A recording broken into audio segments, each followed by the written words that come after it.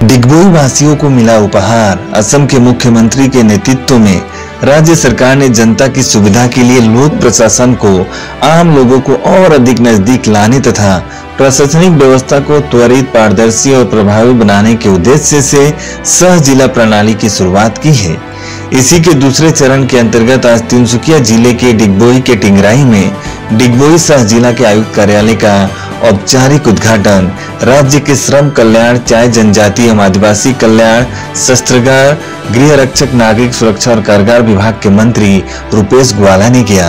कार्यक्रम में फीता काटकर उद्घाटन के बाद मंत्री ग्वाला ने कहा कि सह जिला कार्यालय की स्थापना से डिगबोई विधानसभा क्षेत्र सहित आसपास के विस्तृत इलाकों में विकास कार्यों की रफ्तार बढ़ेगी और लोगों को प्रशासनिक सेवाएं अपने ही क्षेत्र में सुगमता से प्राप्त होगी। उन्होंने इस क्षेत्र के लिए एक ऐतिहासिक और परिवर्तनकारी कदम बताया। इस अवसर पर मंत्री रुपेश ग्वाला के साथ विधायक सुरेन फुकन, तिनसुकिया जिले के जिला आयुक्त, असम गृह निर्माण परिषद के अध्यक्ष पुलक गुहाई, जिला परिषद के अध्यक्ष बुद्धेश्वर मोरान, डिगबोई नगर पालिका के अध्यक्ष सुदीप दत्त चौधरी, मोरान स्वास्थ्य शासित परिषद के मुख्य कार्यकारी सदस्य अरुण ज्योति मोरान समेत विभिन्न राजनीतिक, सामाजिक एवं प्रशासनिक क्षेत्रों के अनेक गणमान्य व्यक्तियों की उपस्थिति रही।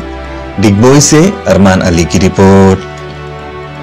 ऐतिहासिक दिन माननीय मुख्यमंत्री डॉक्टर हिमंत बिश्व शर्मा डांगरियार नेतृत्व आज डिगबोई राइजे एक समजिला लाभ करिছে আৰু समजिला गठনৰ प्रक्रिया যোৱা বছৰৰ পৰা আৰম্ভ হৈছিল।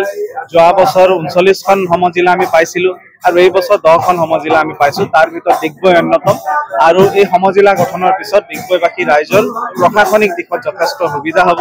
জিলা আয়ুক্ত কাৰ্যালয়ত হ'বলগীয়া কামবিলাকৰ ভিতৰত 80% কাম এতিয়াৰ পৰা ডিগবৈ সমষ্টি ৰাইজে ডিগবৈ সমজিলাৰ কাৰ্যালয়তে কৰিব পাৰিব। গতিকে মই ভাবো এই ৰিফৰ্মৰ যোগেদি ডিগবৈ সমষ্টি আগবঢ়াই নিয়াৰ ক্ষেত্ৰত যথেষ্ট সুবিধা হ'ব। ডিগবৈৰ যিকোনো কাম কাজৰ ক্ষেত্ৰত ক্ষিপ্ৰতা পাব, দ্ৰুত গতিত কাম কাজবিলাক আগবাঢ়ি যাব। ৰাইজৰো অহা যোৱা বা তিনিচুকীয়ালৈকে কাম কাজ কৰাৰ যিখিনি বিভিন্ন সময়ত সমস্যাবিলাক আছিল সেইবিলাক দূৰ হ'ব বুলি মই ভাবো। গতিকে ডিগবৈ সমষ্টিৰ ৰাইজক মই বহুত বহুত শুভেচ্ছা আৰু অভিনন্দন জনাইছো। আমি প্ৰথমবাৰ কাৰণে পালো এগৰাকী সমজিলাৰ আয়ুক্ত ৰাহুল দলে ডাঙৰীয়া আৰু আমাৰ জিলাত পূৰ্বে 5টা সমষ্টি আছিলে, 5টা সমষ্টিৰ এজন আয়ুক্ত আছিলে আৰু সেইকাৰণে আমাৰ কাম কাজ কৰা কিছু অসুবিধা হৈছিলে।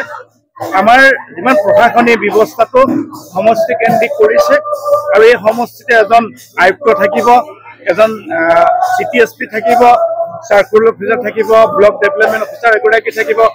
মুঠতে গোটেই আমাৰ প্ৰশাসনিক ব্যৱস্থাটো যিমান আঁচনি আছে গ্ৰাম্যাঞ্চল, চাহ বাগিচা অঞ্চল, চহৰ নগৰ অঞ্চলটো সংকুচিত কৰি ৰাইজৰ সুবিধা হোৱাকৈ ইয়াতে নিৰ্মাণ কৰা হৈছে। তাৰে আজি মুকলি হ'ল আৰু এই মুকলি অনুষ্ঠানত উপস্থিত থাকে অসম চৰকাৰৰ জনপ্ৰিয় মন্ত্ৰী ৰূপেশ গোৱালা ডাঙৰীয়া আৰু ৰূপেশ গোৱালা ডাঙৰীয়া ইতিমধ্যেই মোৰ হতে আনুষ্ঠানিকভাৱে মুকলি কৰিলে আৰু নতুন যি আয়ুক্ত আছে তেখেতক আমি আজি কাৰ্যভাৰ দায়িত্ব ল'লে তেখেতে আৰু উপায়ুক্ত ডাঙৰীয়া আছে ইয়াতে।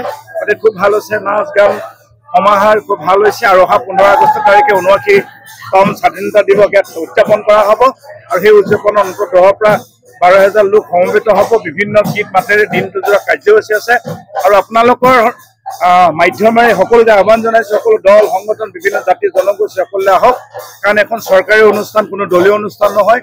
এই চৰকাৰী অনুষ্ঠান সকলোৱে ভাগ লওক আৰু 79তম যি পবিত্ৰ স্বাধীনতা দিৱস একেলগে আমি উদযাপন কৰোঁ। Thank U.